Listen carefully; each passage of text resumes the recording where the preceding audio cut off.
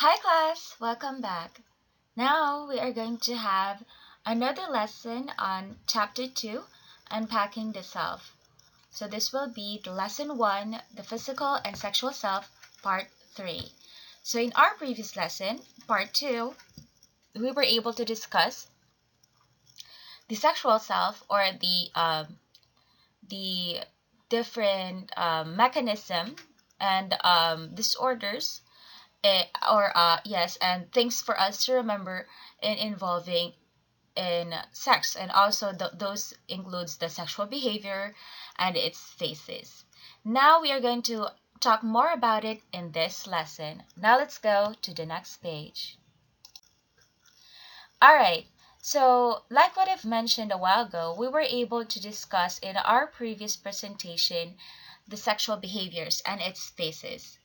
Now, it's also necessary and important for us to discuss the different sexually transmitted diseases or STD involving in a sexual intercourse, or in our previous lesson, that's called coitus. Now, in here, we are going to talk about sexually transmitted diseases, or what we call the STD. So, what is STD? These are bacterial, viral, or parasitic infections transmitted from an infected person to an infected person through sexual contact. So STD is a group of diseases that involves either the presence of bacteria, viral or virus, or parasites in common areas where the sexual intercourse may occur, like the genitals, anus, skin, mouth, and throat, or any location where the sexual intercourse may occur. So here's the first one. The first one is chlamydia. Chlamydia is a sexually transmitted infection caused by a bacteria called Chlamydia trachomatis. Usually it doesn't cause any symptoms and can be easily treated with antibiotics. However, if it isn't treated early, it can spread to other parts of your body and lead to long-term health problems. So chlamydia is also known as the STI, or sexually transmitted infection. This is caused by the Chlamydia trachomatis. All right.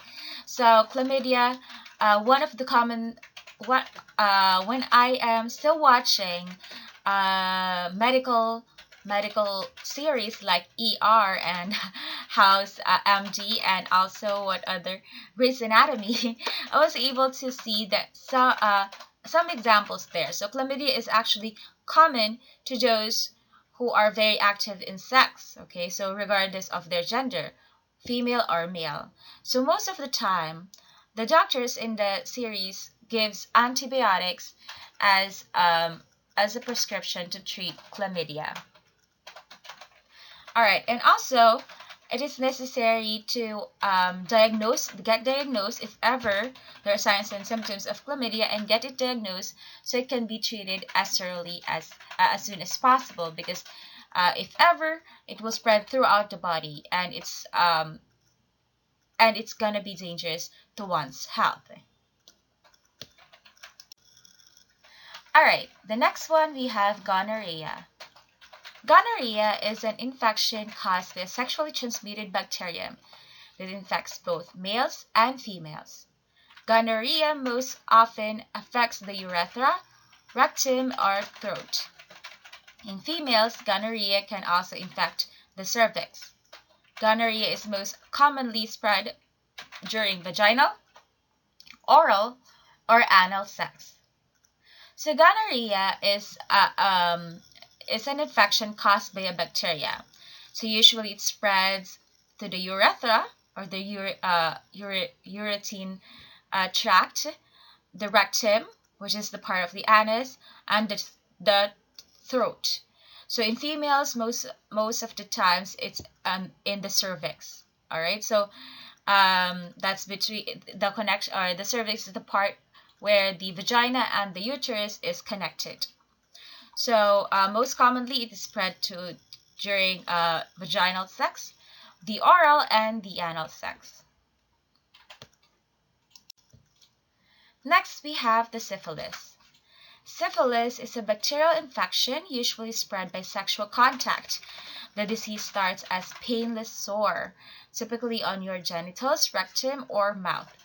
Syphilis spreads from one person to person via skin or mucous membrane contact with these sores. Alright, syphilis is a bacterial infection, so it is a bacteria as well.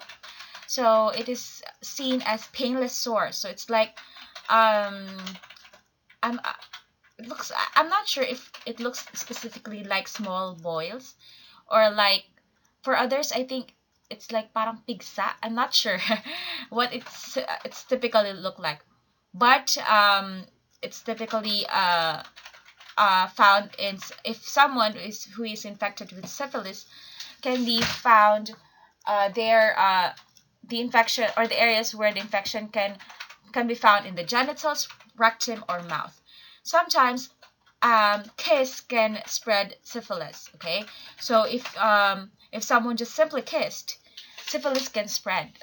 Okay, so because it can be passed or spread from through the skin or mucous membrane. So pores to pores or pore to pore contact, pores contact, and skin to skin contact will help spread syphilis. Next one, we have the chancroid.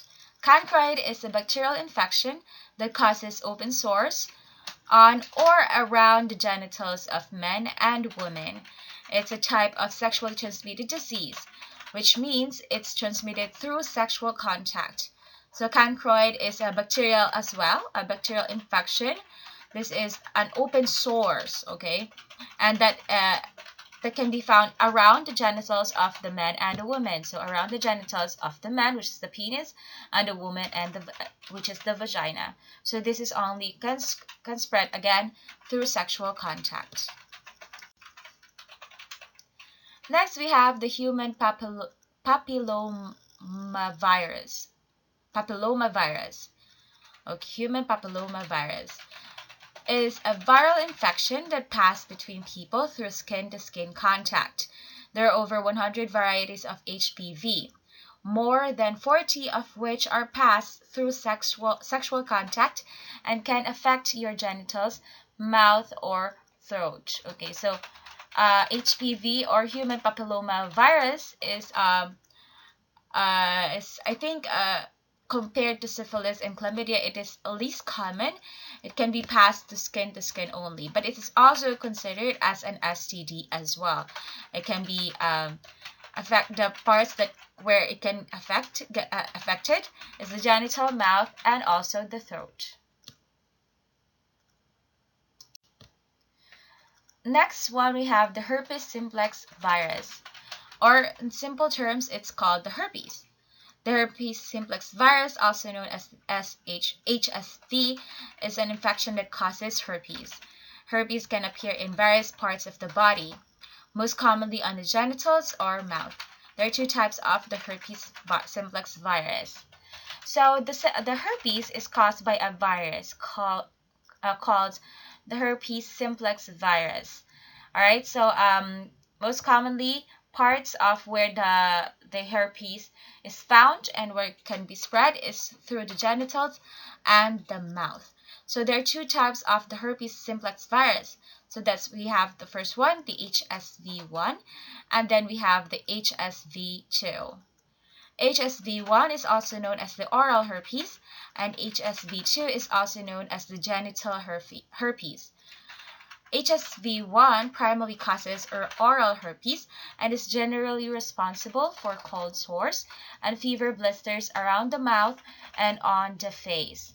Okay, so people who is suffering with HSV1 can find sores on typically starting on their mouth, and then it can spread throughout the face. It looks like small blisters. Sometimes I think it's called, or it looks like pimples for others, but more different because people appears, of course, like acne and many more. So it appears differently. But in here, it's like sores. Okay, and then also it also gives you fever. And then we also have HSV2, so also known as the genital herpes. So the primarily causes HSV2 primarily causes genital herpes and is generally responsible for genital herpes outbreaks. So genital herpes is also these are sores but can be found in the genitals. So this is the this can be spread as an outbreak more rampantly compared to the first type of herpes. Next, we have the Trichomonas vaginalis, or trich. Okay, so trich is a very common sexually transmitted disease. It is caused by infection with a protozoan parasite called Trichomonas vaginalis. So, trich or Trichomonas vaginalis is a parasite. It is a sexually transmitted disease, and it's not just like a bacteria or a virus, but it's a parasite. It is a parasite that is called Trichomonas vaginalis. So the parasite passes from an infected person to an uninfected person during sex. In women, the most commonly infected part of the body is the lower genital tract, which is the vulva, vagina, cervix, or urethra. In men, the most commonly infected body part is the inside of the penis, which is the urethra.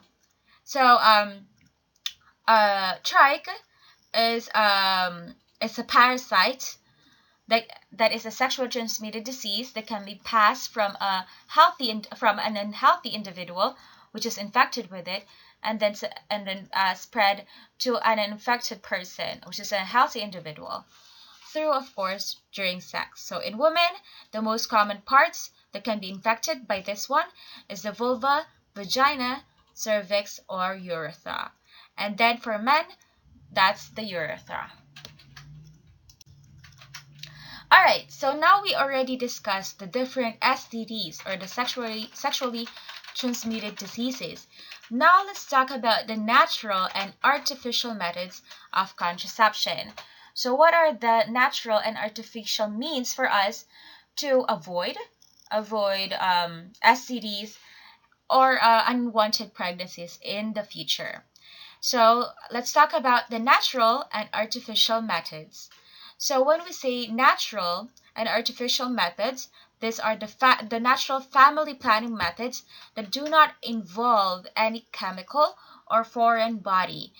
Okay, so introduction into the human body. So in here, it means there's no need to take any medications or put any devices inside a woman's body or a man's body. So first we have here is the abstinence. In simple terms, abstinence is not having sex, not having sex at all. Okay, so for others, the best time to have sex is after marriage, which is also highly advisable.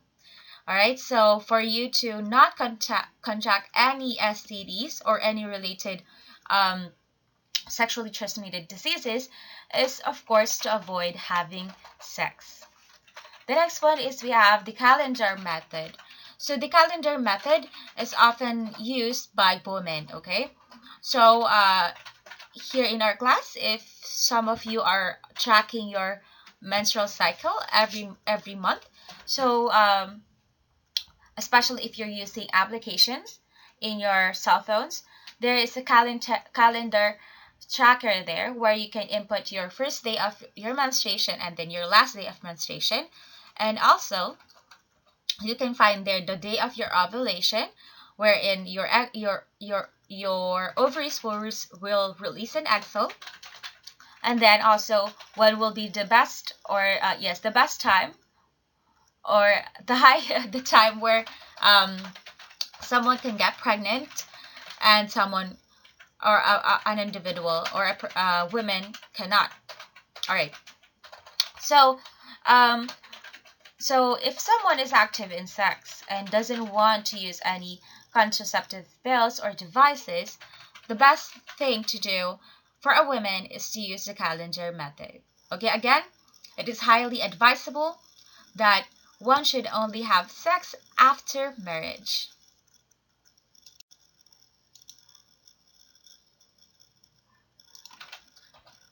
Alright, and then we have now the basal body temperature. The basal body temperature method is a method of natural family planning that requires only the purchase of a very accurate thermometer.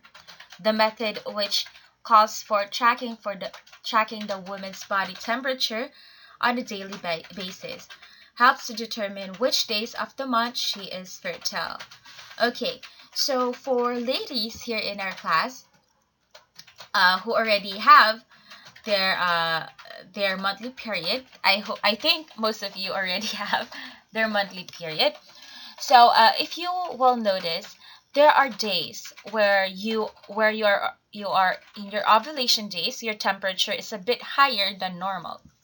Okay, so that's what the basal body temperature is used for. All right, so to track if a woman is fertile or can get pregnant easily is having this thermometer. Okay, so I'm not sure if what it looks like. I think it's different to the thermometer that we use and when we are sick. But this one is a basal body thermometer. So this one is um uh used basically for to watch the temperature of a woman if she is fertile. Fertile meaning. Alright, and then now next we have the cervical mucus method. It's based on careful observation of mucus patterns during the course of your menstrual cycle. Before ovulation, cervical secretions change, creating an environment that helps sperm travel through the cervix, uterus, and fallopian tubes to the egg. So the cervical mucus method is where the woman examines her cervix, the secretion, the cervix. Okay, so again, the cervix is found between the vagina and the uterus. So in here, the mucus is being checked if it is ready, because again, like what mentioned in here, during the menstrual cycle, before ovulation, before ovulation, the cervix secretes. The cervix environment changes. This is for this is to prepare the uterus. This is to prepare the reproductive system if ever there is a sperm. Uh, there is a sperm and the environment would be ready for pregnancy if ever. So in here, the cervical mucus method, the mucus of the cervix is being. Next, we have the symptothermal method. Symptothermal method. So it's one of the most trustworthy of all natural family planning methods because it incorporates several signs of the woman's fertility, like the cervical mucus, cervix changes, morning temperature, and calculation to determine the beginning and the end of the fertile period. So the symptothermal method is the combination of the previous methods mentioned a while ago, like the calendar method, the temperature checking, the mucus, and many more. In here, it also includes the calculation. So in here, all of the cervical mucus, the cervix changes, the temperature, and calculation is being examined in here. So that's for the symptothermal method. Next, we have the ovulation detection. The ovulation detection basically watches over when is the women will ovulate. Okay, so again, ovulation pertains to where the ovaries releasing an egg cell. So in here, ovulation detection just checks when the egg cell is being released. because again, when the egg cell is released, it will just wait for a few days, and then when a sperm will meet the egg, and then pregnancy will occur. But in here, the ovulation detection, you will detect whether the ovulation is being done, or ovulation is already done, or because again, in ovulation, the chances of getting pregnant is very high. So that's why ovulation in here is the one being detected. Next, we have the coitus interruptus. Coitus interruptus is the withdrawal method of contraception. It's the practice of withdrawing the penis from the vagina and away from a woman's external genitals before ejaculation to prevent pregnancy. The goal of the withdrawal method, also called pulling out, is to prevent sperm from entering the vagina. So coitus interruptus, or in simple terms, or in Filipino terms, it's called withdrawal. All right. So this is when, of course, like what mentioned in the definition in here, it is when during sexual intercourse, when the penis is about to ejaculate, okay, it was removed immediately. So the sperm will not go and travel into the vagina, so the woman will not get pregnant. So in simple terms, it's just pulling it out. That's why it's called pulling out. All right, so that's the lesson for today. So if you have any questions, please let me know in our chat, in our Facebook Messenger chat, and then I hope to see you again next time. Thank you very much. See you again. Bye for now.